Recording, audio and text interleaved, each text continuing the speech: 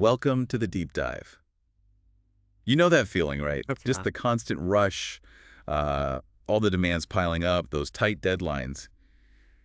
It feels like the norm these days in professional life. It really does. It's something pretty much everyone grapples with. Yeah, but here's some good news. We've been digging into this really insightful guide, one that's specifically designed for getting productive, really productive, in these kinds of fast-paced settings.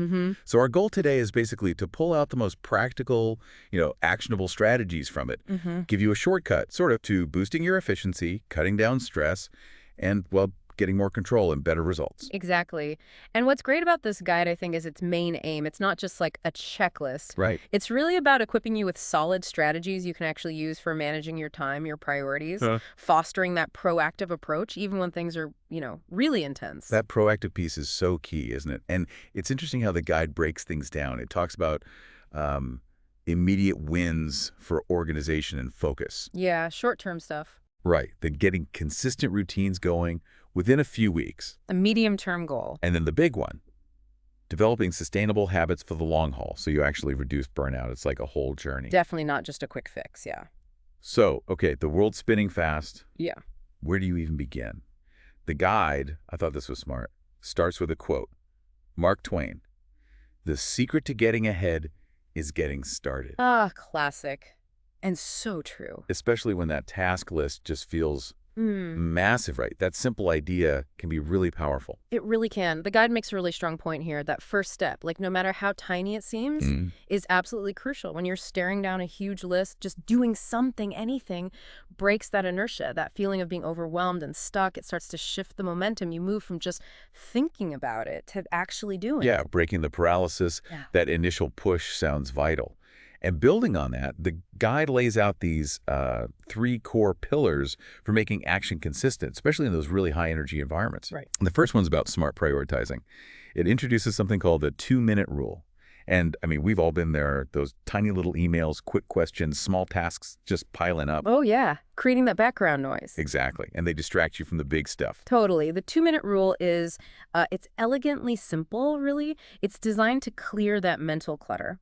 So beginning of the day, you pinpoint maybe 1 to 3 critical high-impact tasks. Okay. Then, and here's the clever bit, if any task pops up or is on your list and it takes less than 2 minutes, like a quick email reply, confirming a meeting time, Yeah. you just do it right then, immediately. Okay. No, I'll do it later. Exactly, because doing it now frees up that mental bandwidth, less decision fatigue later.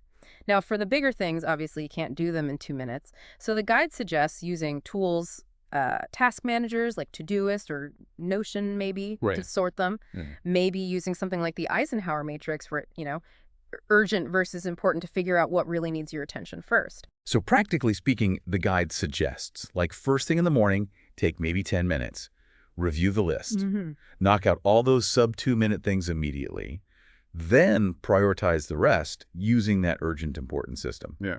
It's like clearing the decks, right? So you can see the main voyage ahead. Precisely, clearing the small debris. Okay, so that handles the small stuff. But what about the other massive challenge in these busy places? The constant interruptions. How on earth do you carve out time for deep, focused work? The million-dollar question, yeah. It's tough. Totally. The guide's approach here is really about protecting your focus. Your attention is your most valuable asset, right? So to actually do this, you need to schedule dedicated blocks, like proper appointments with yourself. Okay. Think 60 to 90 minutes. And during that time, you go dark, silence the phone, notifications off, maybe find a quiet spot if you can. The guide even mentions things like the Pomodoro technique, working in focused bursts at maybe 25 minutes, short break, repeat to help stay sharp within that block. Right, Pomodoro. But the key thing, the absolute crucial part, is treating this time like an unmovable meeting. It's sacred. It's for your most important work. Like blocking it out in your calendar and sticking to it. Exactly. And the guide gives a clear example. Maybe you block 9:00 to 10:30 a.m. specifically for writing that key report. Right. And during that time, emails off, phone silent. Maybe you even let your team know, hey, I'm in focus mode until 10:30. Yeah, setting expectations. That shift from always being available, reactive, to being proactively focused. Yeah. That sounds like it could be a game changer for a lot of people. A huge difference. And then there's the third pillar. It tackles that energy drain from, switching gears all the time, Yeah. jumping from emails to a meeting to data analysis back to email. Yeah. Context switching. It's exhausting. Right. You feel busy, but maybe not productive. The guide has a smart fix for that, too. It does, and it's all about batching or grouping similar tasks. Yeah. The benefit is huge because it cuts down on that mental fatigue, that cognitive load of constantly changing modes. Makes sense. So you consolidate similar things, like all your email replies. Do them in 1 or 2 dedicated windows. Maybe 30 minutes mid-morning, 30 minutes late afternoon. Same for reviewing documents, making quick calls. Yeah. By bunching them together, you minimize that switching cost, you handle the routine stuff efficiently, and it saves your peak energy hours for the really demanding strategic work. This is especially good if you deal with a lot of, asynchronous communication. Yeah, managing the flow without Yeah. constant alerts popping up. It's such a simple idea, but wow, the energy saved. It adds up significantly. So the guide's example is pretty straightforward. Maybe dedicate 11:00 to 11:30 a.m. just for emails. Then maybe 4:00 to 4:30 p.m. for those quick team check-ins or short calls. You're matching the task type to your energy levels, kind of. Exactly. Working smarter with your natural rhythm. Okay, so these are powerful strategies. The 2-minute rule, deep work blocks, grouping tasks, fantastic. But, the big question is always, how do you actually make this happen? How do you weave it into your daily grind? Yeah, the implementation, it's key. The guide offers some really practical tool suggestions. Things like Trello, Todoist, even just Google Calendar can be great for organizing tasks and visually scheduling those time blocks we talked about. Like an external brain almost. Pretty much, yeah. Helps you stick to the plan you've made.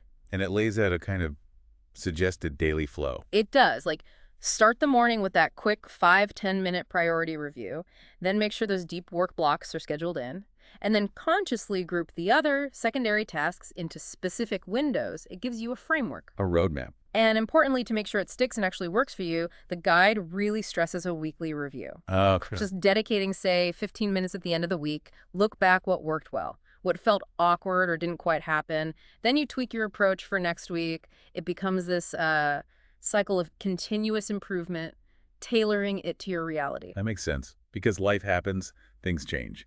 But of course, starting new routines, it's never perfectly easy, is it? Rarely smooth sailing, no. And the guide anticipates some common bumps in the road.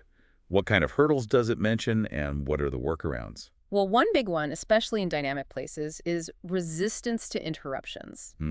Colleagues popping by, urgent messages. Exactly. Derailing those precious deep work blocks. The solution offered is really about communication and boundaries. Clearly communicate when your focus times are. Set firm, but, polite boundaries.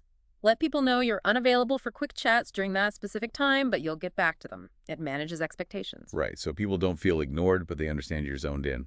Okay, what else? Another common one, just task overload. That feeling when urgent stuff just keeps piling up and prioritizing feels impossible. You're just drowning. Yeah, been there.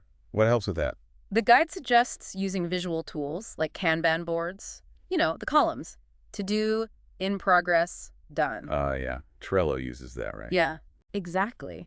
Seeing everything visually helps track progress, maintain clarity, and stop that feeling of being completely swamped. It makes prioritization feel more manageable when you can literally see it all laid out. Okay, visual clarity. And what about just sticking with it, that initial discipline problem? Starting strong, then fizzling out. Ah, yes, the classic New Year's resolution effect.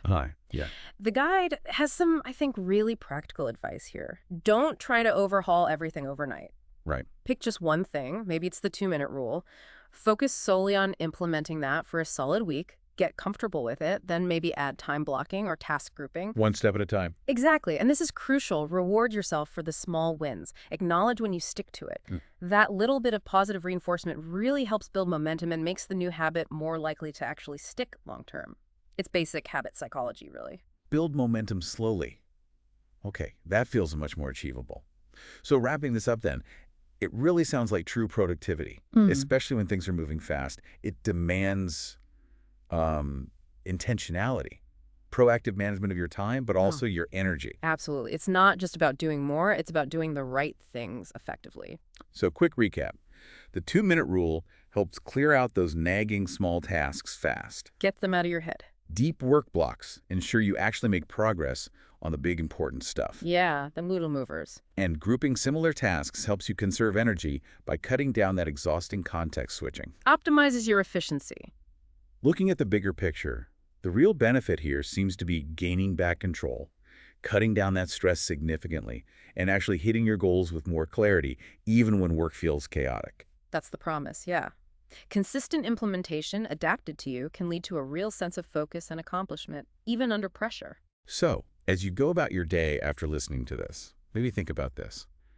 Which one of these three tips, the 2-minute rule, deep work, or task grouping, which one feels like something you could try implementing, like today? Just one small change to start shifting things. Maybe. What small reward could you give yourself just for taking that first step? Something to ponder.